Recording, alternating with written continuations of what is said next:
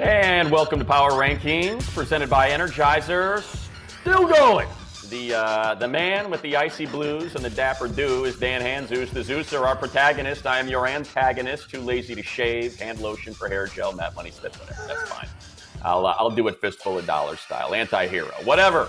The next hour, we are determined to be that distraction that you all deserve these days. So with that set up, Zeuser, let's get rolling. Power Rankings 1 through 8, and what do you know? Look who's back atop where they should have been at the end of last week anyway, the Kansas City Chiefs. All right, let me, our producer Maddie Tanton, I'm going to take off the glasses. I'd like to address the audience with an apology. I had a rule entering the 2020 season as Power Rankings guy, never to knock out the defending champion from the number one spot until they lost the game. And I got cute. I got lazy. I made a mistake and moved the Ravens up to number one ahead of the Monday Night Football matchup. Some would call it heroic that I was willing to put myself out there ahead of week 3. Not here. But it backfired. You smart, me dumb. I lose, you win. Congratulations. Take your victory lap money, because I know that's the only reason you're here. Well, for me, Dan, it was just recency bias. I saw the Chiefs. The defense did not play well. A rookie quarterback, piled up 300 yards passing against them in his debut. And Pat Mahomes just figured it out. He didn't have an explosive play that entire game, and he came up with one when he absolutely had to have it. And there's just something different about that guy. In the biggest game, when the chips are down, when, they're trailing by 2 scores, he's able to come up with multiple big plays that quarterbacks and just players in the NFL have no business making. And routinely, this is the difference. You just saw it in that play right there. And I saw it the week before against the Chargers when I was calling that game. Andy Reid and Eric Bieniemy scheme up so many scary weapons downfield that it empties out this exactly. There's Eric Fisher catching a touchdown pass. There's just this vast swath of field for Pat Mahomes to use his legs in absolutely critical moments to get first downs. I mean, that pass there is ridiculous, and that's just what we see. And until I see someone take it, particularly from him, I can't move that team out of number one. Patrick Mahomes is just such a big difference maker that very few teams have ever had in NFL history. And that's understood. But that wasn't the reason why I had moved the Ravens ahead. I looked at Lamar Jackson and what Baltimore had done the first 2 weeks, and I saw a team that was just trouncing everyone and dominant. And I knew Patrick Mahomes was going to come to play on Monday night in prime time with that stage.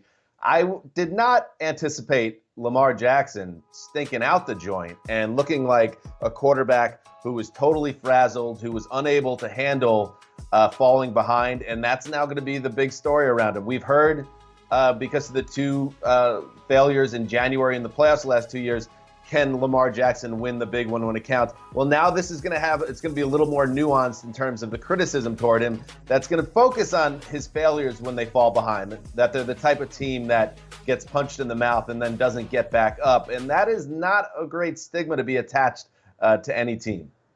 No, but you know what? I think it's fair. I mean, I think it's absolutely fair is that if you can get up on this team by multiple scores, and look, if you're John Harbaugh and Greg Olson, just stick with what you do. I understand you feel like, we really got, we can't afford to use up that much clock with the way we run our offense, but that's your offense, that you're better off just running that and leaning on an exceptional defense to hopefully create a turnover or 2 to allow you to get back in, because, man, it just seems like they freak out and then Lamar freaks out, and it's just this ball that you cannot slow down. It's a snowball going downhill. It gets bigger and bigger and uglier and uglier. And until they're able to do it against these, top level, top echelon teams like the Titans, like the Chargers, who were 12-4 2 years ago, and like the Chiefs here again, I don't know why we would expect anything different. I don't think that's unfair. I know the Raven fans and the people that believe Lamar is the most exciting thing we've seen, because he is in a long while, are going to get all defensive. But I think you're absolutely right to drop him to 3, and I might have even thought about dropping him down to 4 if I were you after that, knowing Power Rankings, number one team should be the team that we think is going to win the Super Bowl, right? So, sure.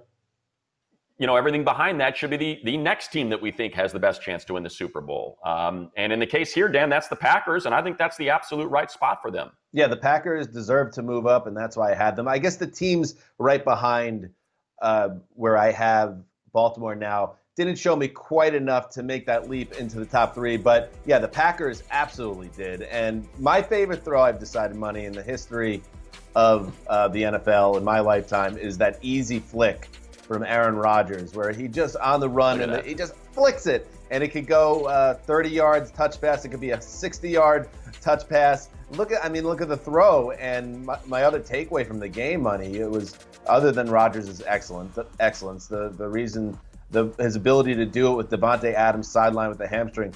And then there's Alan Lazard, an undrafted free agent out of Iowa State. What if he actually turns out to be that second banana they've been waiting for so long to step up in that offense?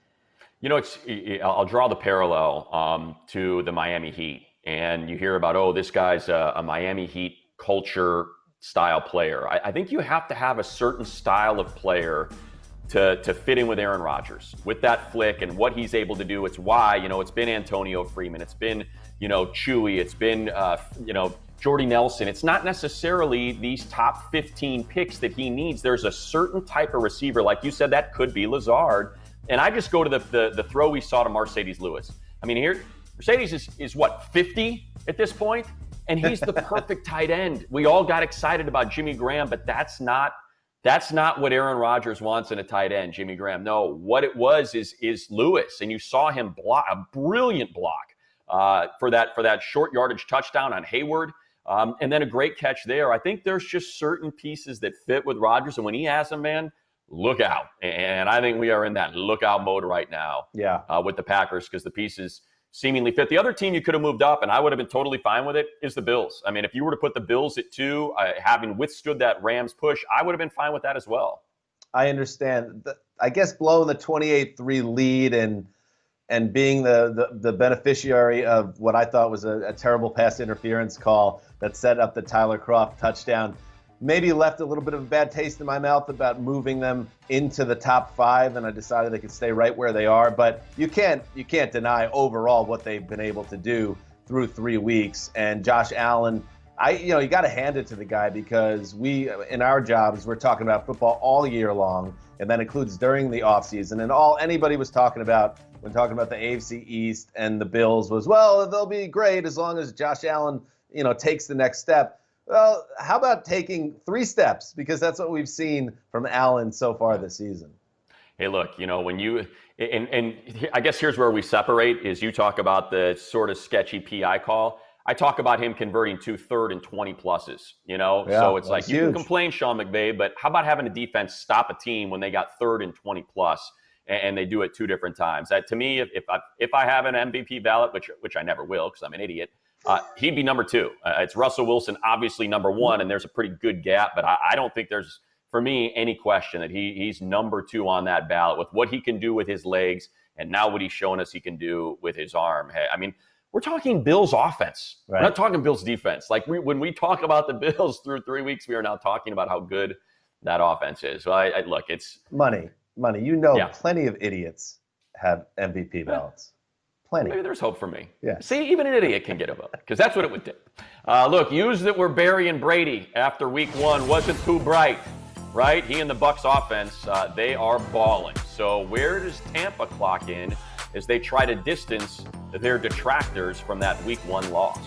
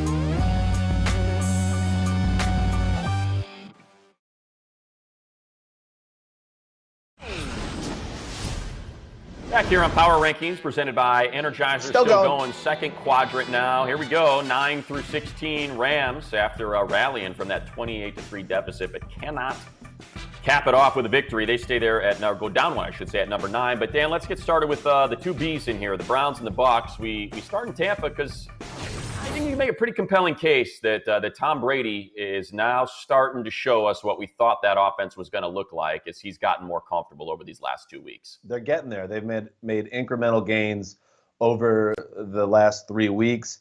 I don't think they're all there yet, and I would say when you look at the complete picture through 3 weeks, a 2-1 start, it's the defense that really is the story to me. Even if you look at the win on Sunday, they had a field goal in the final 2 quarters after a hot start. So I think overall, though, you got to be feeling really good if you're a Bucs fan, because the defense is legit. The front seven is as good as any in the league. And in Tom Brady, you have an adult running the show. He's never going to kill you the way Jameis Winston did. And they seem well set up for a team that's going to win 10 or 11 games. Yeah, I just go back to last week, and there were still, I think, unfortunately, some box score critics on Brady, and had they gone back and watched the game, they would have seen that there were a considerable number of drop passes, and it was an exceptional game from him, and this was an exceptional game from him, spreading the ball out. And I think for me, the one big question mark I had about the offense was the offensive line. When you're starting a rookie and at one of the tackle positions, and then you weren't quite certain about how the rest of that offensive line, is it an average line? Is it an above average line?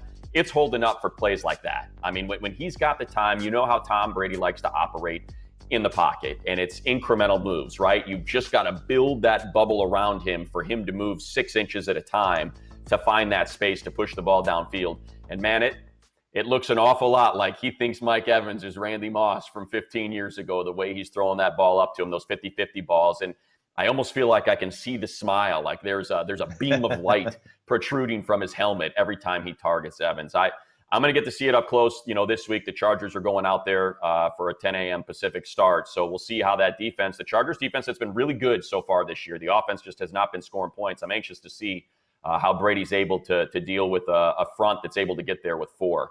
And whether or not he can kind of keep this roll going. And an interesting wrinkle to their game plan in week 3, Gronk led the team in targets. He didn't do a ton with it, but they made an effort to get him more involved, and that's interesting as well. And much like the Bucs, right? The Bucs were disappointing in week 1. A lot of people dogged Tom Brady and Bruce Arians, and is there strife now between the coach because he's calling out Brady for making a bad throw on the pick kind of stuff.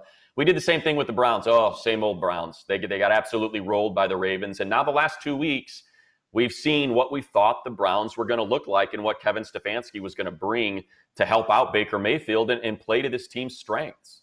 Yeah, and I will say this. I know that the week 2 win was very impressive against the Bengals, but it was the Bengals.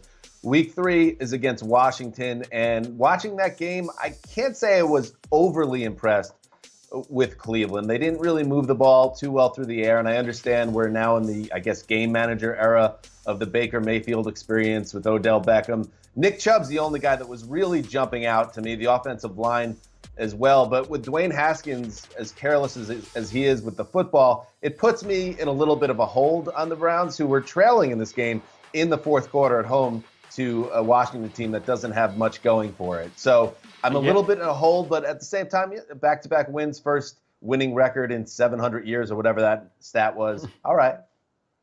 I think it's funny because the one thing that stood out to me, and maybe, again, it's sort of the old confirmation bias, and that's that Myles Garrett's just a specimen. I mean, he's just different, right? Like Pat Mahomes, he is just a different dude. And players like that, man, if you got one on your team, they can wreck a game, and you saw this. There's a reason why Haskins threw those 3 interceptions, because this is 1 of 2 sacks. I don't know what the exact number was, but I watched the condensed game. I didn't quite get the whole all 22 stuff going, but in what I watched, Garrett was in that backfield the entire game. I mean, the entire game. It was 2 sacks. I would imagine when you look at the slate, it's probably going to be double-digit quarterback pressures, at least 5 or 6 quarterback hits. And when you're able to plant that seed, a quarterback's clock is just different. It's going to be different for the rest of the game. And I'm anxious to see them, like you said, the last couple weeks against inferior competition. I think when we start to see Myles Garrett against maybe one of the better offensive lines or one of the better quarterbacks, especially in that division, right? Getting a crack at Big Ben, probably the best offensive line in the league. I'm anxious to see if he can continue to do it. As far as the low passing totals for Baker, I think that's right. I think when you have Nick Chubb and Kareem Hunt, that's the way I would want to draw it up. And when they're averaging over 4 yards per carry and putting up 2 touchdowns per, I think it's, we'll get to this a little bit later in impact matchups. I guess I'll tease it here. I think the Colts and the Browns are going to look a lot similar, and that's lean on your quarterback to make the big playoff play action, but let's lean on our offensive line in the run and let's get after it and churn some clock. Well, everybody has a plan until they get punched in the mouth, as Mike Tyson said. So this is great as long as you're playing terrible teams. And just so you know, just to make it clear how the breakdown is in terms of preparation for this show, you're watching condensed. I watched the all 22 times leading up to each broadcast. Yes. I don't think that's what they mean by 22. I don't think they mean you're supposed to watch. But you know what? I'll double check. You've been doing this for a long time. Maybe. I don't know. Like a year. And by the way, if you're going to drop that line, I'd like to see a face tattoo in your near future. Coming up to a certain city where your ma and dad are enjoying some pop, maybe a bubble up. Thanks to Nick Foles, looking as crisp as a Vienna hot dog casey. Is this a English? Mystery guest will get in on the Bears' big win next.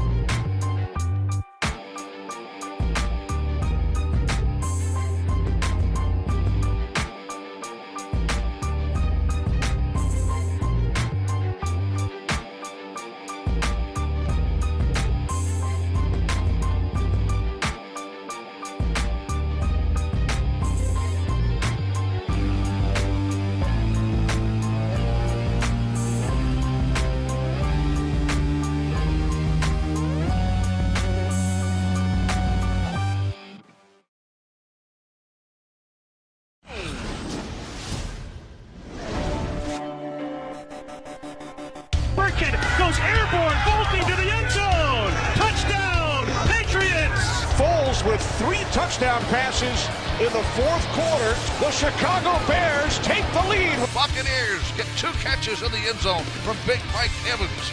Henry, he goes flying through the air like Superman. Gostkowski, 55 yards for the lead. Wow! Touchdown! Touchdown, Buffalo! Unbelievable! Kidding me? Touchdown, Nick Chubb! He's done it again! Walking to the end zone is Juju Smith. Dinky, he makes the catch! Touchdown! Checks it down to Kamara. Cut back 10, touchdown! You want to talk about a signature play? Aaron Rodgers delivers the dagger.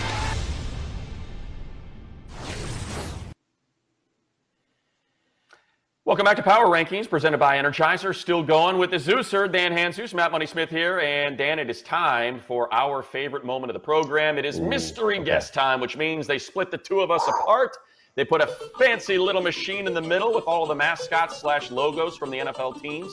32 of them, and when you say stop, one of them will reveal an insider, an expert on a team that we are going to dissect and discuss here for the next couple minutes. Are you ready? I'm ready. I like that you called it a machine. Whatever it is.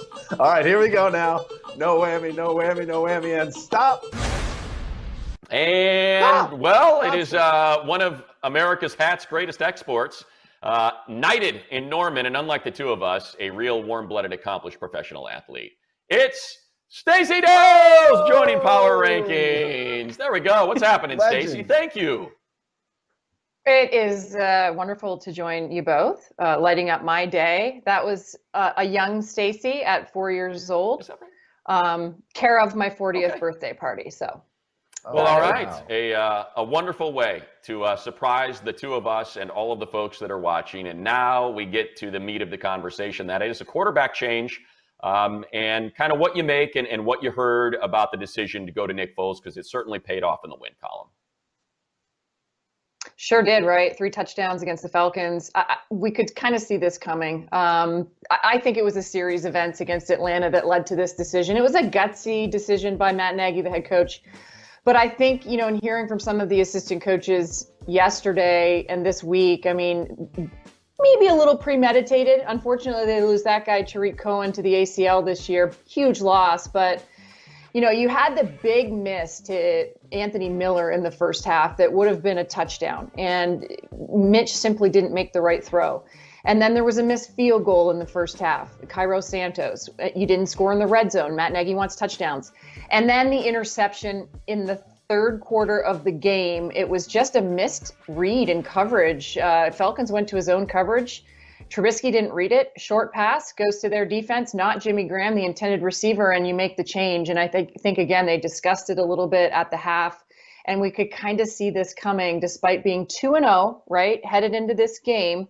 And unfortunately for Mitch Trubisky, he becomes the backup. Nick Foles becomes the starter. He's got great vision, sideline to sideline, vertical threat down the field. The Chicago Bears brought him in for a reason, and here we go. Stacey, we know how this works by now. Everybody gets hung up on the quarterback situation, especially in Chicago this season. But yeah, they're 3-0. They're in first place. What are they doing right now, besides the quarterback position and Nick Foles? Well, Dan, they've played the right teams, I guess you could say. I mean, they start against Detroit on the road, though we didn't really know who Detroit was. They've had their struggles, the Giants the week after, and then the Falcons. I mean, they've all struggled this year. I think they've got a test coming, though, in the weeks ahead. I mean, they've got to go play the Rams. They've got to deal with Tom Brady coming in next week, right? And then, of course, you don't see Green Bay until, week 12. So the Bears have a lot to deal with in the weeks ahead. But I like what they've done defensively. I know that, numbers may not be there fully, but they're coming. Robert Quinn still hasn't found his way in this scheme with Chuck Pagano. He will at some point. Danny Trevathan is still trying to work into the physical shape that he plays with. The secondary is improving. Khalil Mack is being used all over the field. So notice I'm not talking about the offense necessarily. And the defense has had some inconsistencies. But listen, they're already top 10 in points given up, which is good. They're not giving up passing touchdowns. I think just a couple this season defensively. And then they've made big plays, most importantly, when they've needed to. It was Kyle Fuller in the Detroit game that, had the tipped interception that changed the fate for the Bears on the road. And then, of course, it was Tashaun Gibson who sealed the deal with a pick. And then we just saw Fuller in week 1. But Tashaun Gibson intercepts Matt Ryan, and Nick Foles is able to take a knee. So the defense is coming. And now with Nick Foles at quarterback, I think the Bears are feeling a momentous shift heading into this Indianapolis game.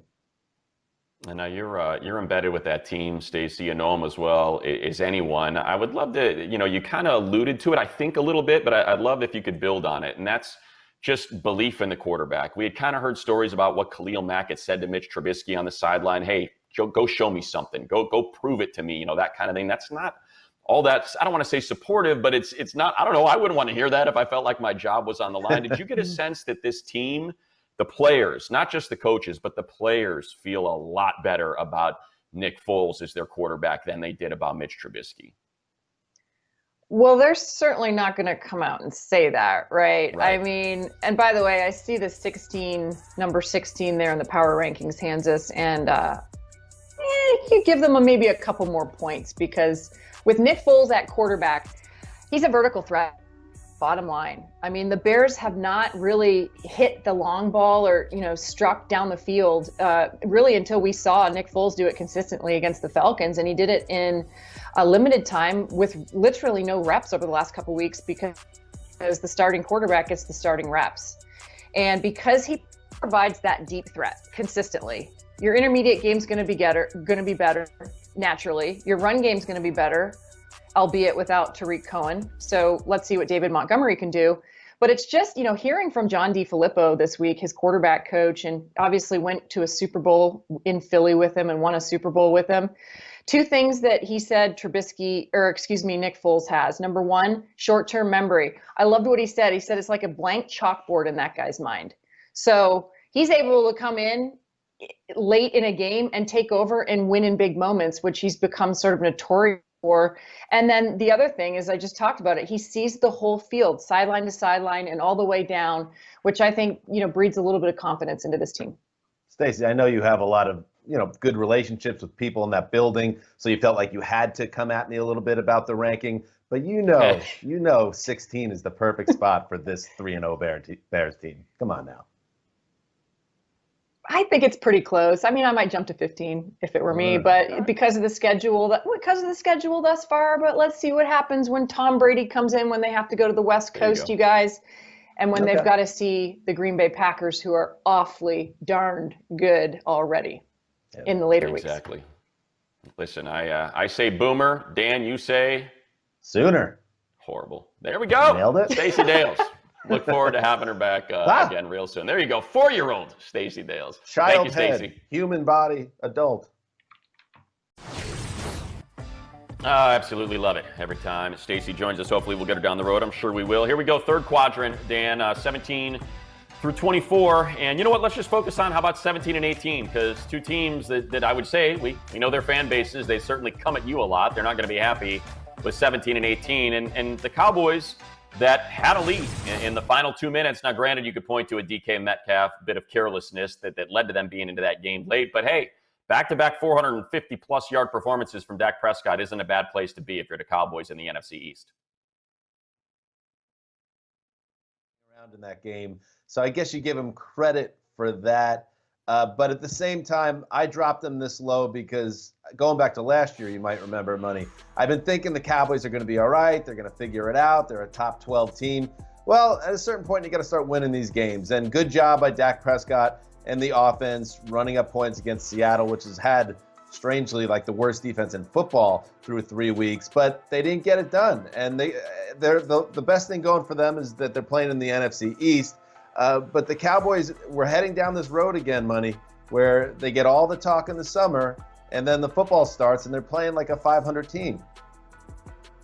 So it's funny, right? I've been coming at you for the Cowboys the last couple weeks. And then now, because I am the ultimate hypocrite. So, you always say, right, if you want to look at the standings, look at the standings. If you want to look at power rankings, this is my interpretation of 1 through 32.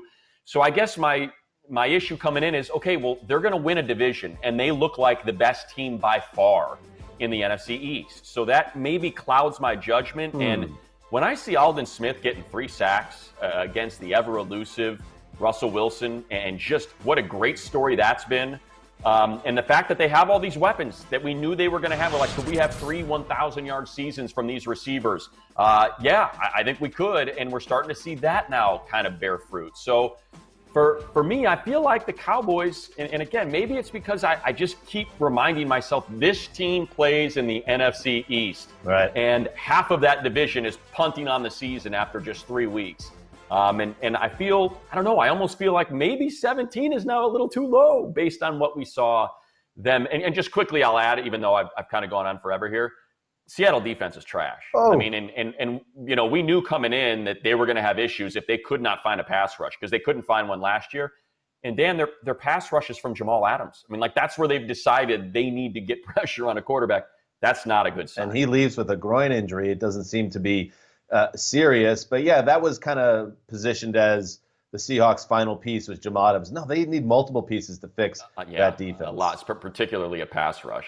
Speaking of a team that needs defense, the Raiders, they knock off the Saints. People get excited and then say, all right, well, let's take a little inventory here. Let's see what they can do on the other side of the country against the Patriots. What'd you make of what the Raiders had to offer up? They didn't play clean enough football to win in Foxborough against the Bill Belichick team, but they were moving the ball well early on and had nothing to show for it. And then, things changed from there, and Derek Carr was unable to connect with Darren Waller, who's kind of, as the great Dave Damashek invented, the Jenga piece of that offense, Waller. And you knew it, Money. It was the kiss of death when Bill Belichick came to the media early last week and said, oh, Darren Waller, what a player. That's just so he puts everybody's eyes on the ensuing lockdown, which happened to Waller, who had 2 catches for 9 yards. Yeah, I mean, go ahead, Dan. No, he's a genius. Bill Belichick, he's a mad genius. He is. I'll tell you what's genius. Watch this here, because, look, the book on Derek Carr has been he just wants to check it down. He does not take shots downfield, and you see him there, can't find those outlets, and like you said, not producing points. This was the problem with the Raiders last season. Derek Carr, look at this. They are double-teaming the check down. And that led to a sack. You don't see that often. It was something that Tyrann Mathieu mentioned last year in the Chiefs wins over the Raiders. He said, look, we're just creeping up on the line of scrimmage and daring him to beat us downfield. And he ain't taking those shots. He didn't take the shots in this game. And when you come out, you're going to have the Derek Carr defenders say, hey, quarterback rating 119, 70% completion rate. It's not his problem. Well, it is if you're going on 8-minute drives that produce field goals because you're just kind of barely moving down the field a little bit at a time. But that was a brilliant play there. I love that little bit of film of a double team and a check down. So Raider Nation, go with Dan Hanzus. Leave me alone. All right, just ahead, 2 teams that were tabbed to be atop their division by many thanks to outstanding young quarterbacks.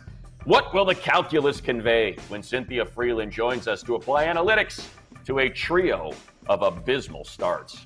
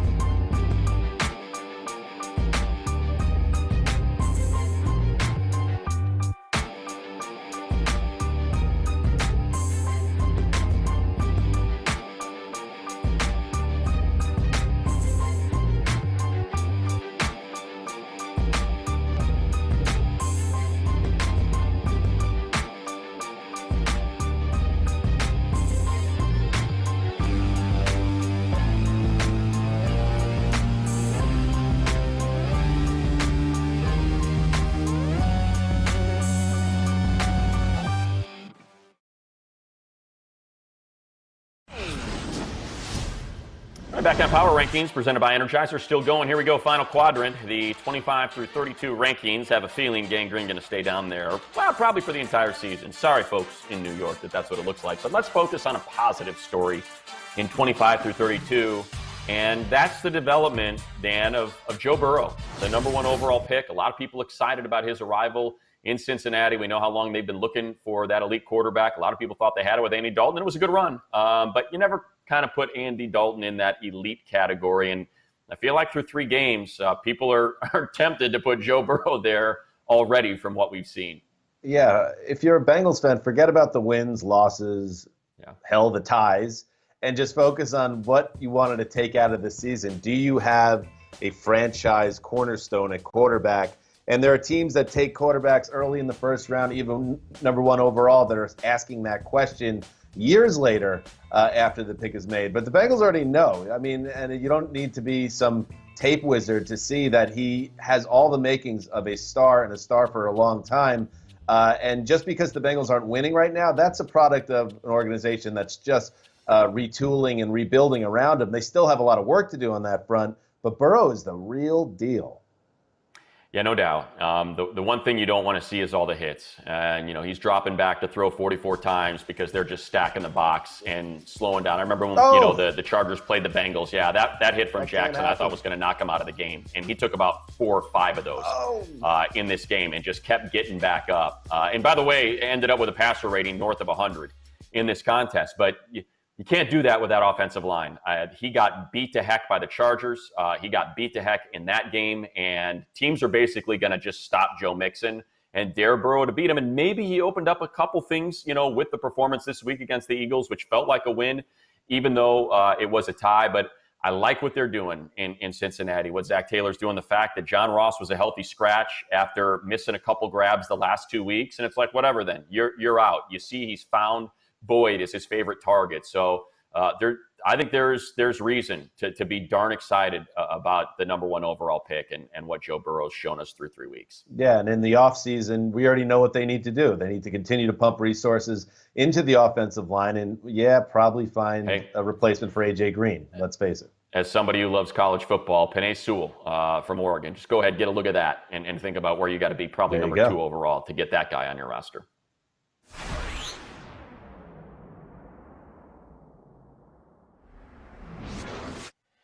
All right, time now for Power Moves presented by Energizer. She is the queen of the quadratic equation, football's premier presenter of advanced analytics, and she's along for some mathletics. So how about you get your biceps going there, because we're all going to be better for it. It's Cynthia Freeland. And Cynthia, I believe you were going to share some hope, perhaps, for fans of teams that got off to a little bit of a slow start today. Is that correct? That's good. Yeah, I'm going to show you some power moves because they're still going, these teams. Maybe, or maybe not. Right? No? I haven't said it in a while, so I had to get it in there. The check is in the mail. All right, let's start with the Eagles. Want to start with the Eagles? Okay. Because they're in such a division that's so not so great, right? So when you look to see the Eagles' upcoming opponents, it's not going to get any easier anytime soon. At the 49ers this week, at Pittsburgh the following, and then they host the Ravens. Their O-line's going to really need to step up, keep Carson Wentz clean, and Carson Wentz is going to have to stop turning the ball over. That's not a good way to win any sort of game. And if they're going to stay in it and compete in this division, then that's going to need to change very, very quickly. I cannot make sense of Carson Wentz's season so far. Last year, with an injury-ravaged lineup, he willed that team to the playoffs, and now he can't make a throw when they need it. He already has almost as many interceptions as he had in 16 games last year. He's got to clean it up. My goodness. Yeah, he airmailed Miles Sanders on what was a sure touchdown catch. I mean, it was Jamarcus Russell-esque how much he missed him by on the sideline. Don't know what the heck is going on with that guy, but boy, it better change soon, especially with that schedule you shared with us, Cynthia. How about the Texans at 0-3? So the Texans are interesting, too, because they have a quarterback that's not playing poorly. They have an O-line that does need some help, but they get Minnesota and then Jacksonville, and then they're at Tennessee. It's really going to come down to their ability to win their division games. They need to kind of steady the ship here, get that run game going more effectively and efficiently. They're talking about bringing Earl Thomas in. That could potentially help. They're allowing way too many yards on defense to even ask Deshaun Watson to get them back out of these holes they dig themselves into. So they're a little bit more troublesome because the rest of their division is actually very good. I mean, they started 0-3 money 2 years ago and finished 11-5. But, it just feels like this is different. I'm sure when they were 0-3 in 2018, they felt dead in the water, and then they went on those runs. These Bill O'Brien teams, I understand all the negativity around them and O'Brien in general coming off his offseason. But I would not be surprised if they're 3-3 in 6 weeks. Call me crazy. I mean, look, they've played the number 1, the number 3, and the number 4 team in power rankings, right? They should lose those games. Those teams are better. And guess what? The rest of the division has to play those teams too. So I think, like you said, it'll all even out, I think, eventually in the AFC South. Once they get into some divisional matchups, I think we'll have an opportunity to better assess what the Texans really are. Cynthia, what does math tell us about teams that, I don't know, like to blow double-digit leads in the fourth quarter dramatically? Well, those are some improbable losses. In fact, 2 over 98% wins that didn't result in wins I've never seen it in any of my models anywhere, so that's very interesting. And it doesn't get easier this week with Green Bay. However, Carolina, Minnesota, Panthers twice, right? Broncos, they have some chances here by their Week 10 bye to really get some wins under their belt. Their offense is very good. Hopefully Julio Jones will be back. More, injuries are obviously always going to be a problem, but the opportunity exists for them to really right this ship. I think 27, I would probably put them a little bit higher because they have the potential to get better off this 0-3. Nope, 0-3. When you work with Matt Money Smith, you can't say 0-3. You have to say 0-3. That's the rule. But they have an opportunity to really become kind of a nice, probably 8-8 team at the end of the season. Cynthia, your machine needs more data. This whole 98% stuff and the chances of winning, when it's the Falcons, there needs to be some other variable plugged into the machine, the robot, so it understands it's not truly 98%. I'm sorry. Well, you want to don't just ignore it, Cynthia. I did whatever. What? That would know. That made a lot of sense. It's the Zeuser. NFL.com/Freeland, Freelund is where you find all of her findings. We always appreciate it when she stops by. And by the way, for those of you that are all set to tweet, we are ignoring you. Thank you, Cynthia. We're not ignoring you. If you're upset we haven't done a deep dive on your favorite squad, go ahead and slow that roll, Admiral Angry, because we got a 3-pack of impact matchups for Week 4 coming up next.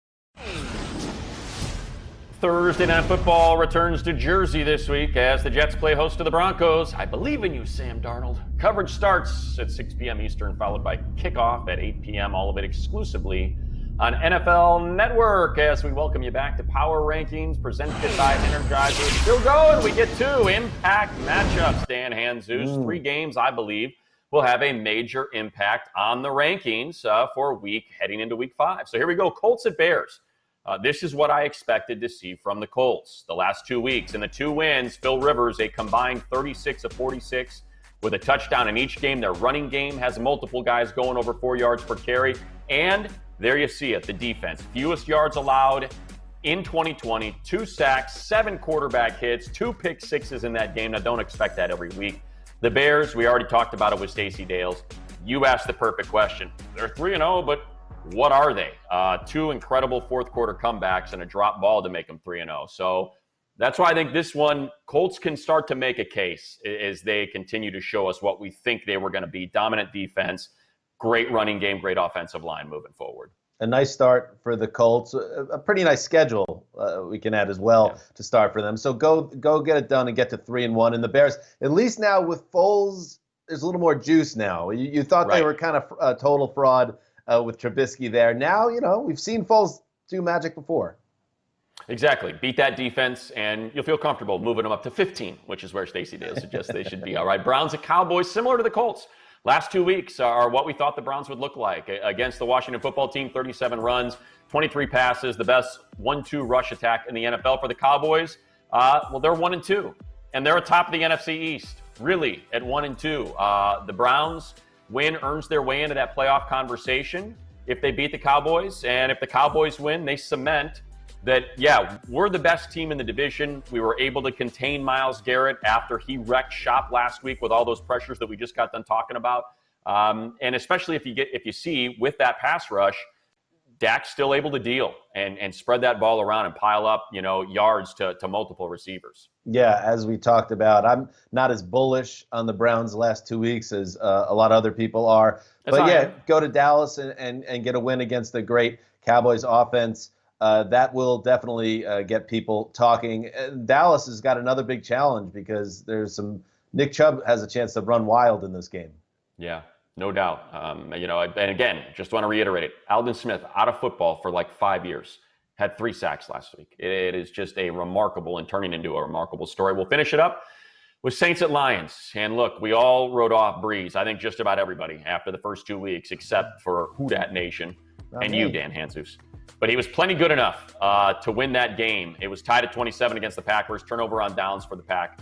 Great field position. Taysom Hill comes in, fumbles, field goal. Green Bay never looks back. You see it right there. And guess what Breeze said? I don't know what we're doing on this football team, but everyone's got to get on the same page. I think that's Taysom Hill fumbling that football. For the Lions, so many people were on the Lions. This is the team. They're going to make a wild card, if not make a run for the division. Well, you know what? After you picked off Kyler Murray 3 times, 2 of which I thought were just bad throws, 1 a legit pick by Okudah. Let's see you do it again. Let's see you do it 2 weeks in a row. You should have beat the Bears, a DeAndre Swift drop. And then I'll start buying into all the preseason hype on the Lions. Yeah, I want to see the Saints defense start playing up to their potential and stop leading. This is a year where we're seeing less penalty flags than ever. Well, unless it's the Saints, because they've been so sloppy, flags every game. Yeah. All right, here we go. Honest assessments. Dan, we do just a couple quick hitters here. Okay. And where you're at on the San Francisco, I think that was the 49ers out there. I did not recognize any of the players, but I believe that was their uniform they were wearing in week 3. Yeah, Kyle Shanahan's merry band of backups. They had enough bad luck to last a season in 2 weeks, but they also got a little good luck in getting the Giants and Jets back-to-back weeks, 31 and 32 on the power rankings. They stay healthy, they stay upright, and they got some guys on the way back. It just goes to show you when you have a really good head coach in the building, you can handle some adversity. When you have a bad head coach, everything goes to hell. Yeah, I mean, you've got second-string defensive line. You've got a backup quarterback, your third-string running back, neither of your top 2 receivers, and you win a game by 3 scores. It's remarkable what Shanahan does. All right, Chargers. They turned the ball over 3 times, technically 4 with the hook and ladder that didn't work. But again, defense able to dominate, but they can't win a game. Yeah, it's a story of the Chargers' existence, especially that last play, which is a microcosm. If Keenan Allen can catch that ball and just get it to Austin Eckler, it's a miracle walk-in touchdown. Everybody's talking about Matt Money Smith's play call. It probably would have changed the shape of your career. You'd probably be rich right now, Money. But instead, you are where you are, and the Chargers are where they are. Alas, here we are. Almost done, but one fun is power doing a show without with me. angry tweets like this one. Should have left it alone in the first place. That's what happens when you diss the Chiefs, says old Huff Hines and unpainted Huff Hines. I see you got your list out. Say your piece and get out. Constructive criticism next.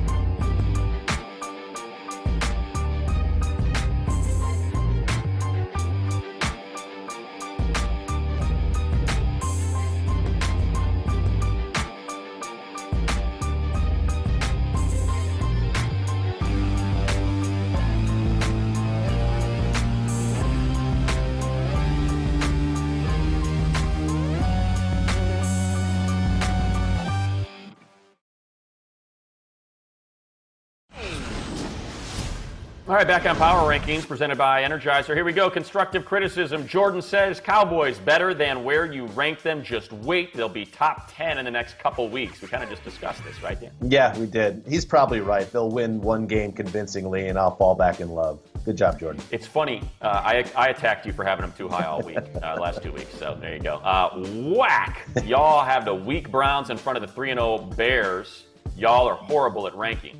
I disagree, Karan. I believe that I am pretty good at rankings. And yes, the Bears are a team that needs to show us that they could beat a good team. I have not seen that yet.